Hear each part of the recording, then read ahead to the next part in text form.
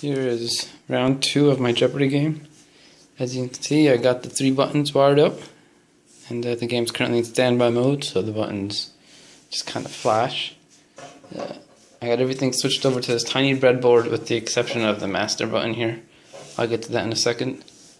I'm going to keep it on this temporary breadboard just because there's no need to, it's not going to be a permanent fixture, so I can take everything back off and reuse the wires and everything. But it's pretty straightforward. It's about as compact as it could be without being too much of a pain to work with. I created about, I think they're 9 feet long wire harnesses. It looks it's a bit more organized than it looks, but each one goes to a different button. And so we'll start the game. Let's see, actually let's listen for the startup music.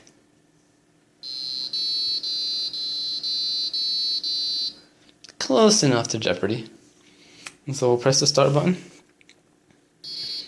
All the buttons stop, waiting for input. Blue team wins. Next round. Red team wins. And let's let the green team win.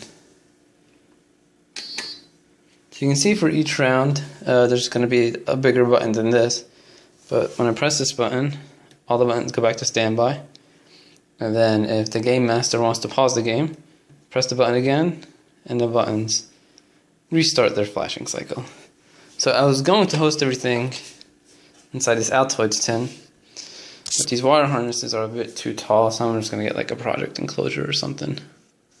And then for the buttons, Tupperware, bottom of the button actually goes through the Tupperware here. I drilled a hole for the wires to go through, and I'm going to sand this down, make it a little bit cleaner for the holes, and then I'm just going to plastic dip it, probably just like a flat black color, nothing fancy. Yeah, old Chinese food Tupperware, can't beat that. Alright, thanks for watching.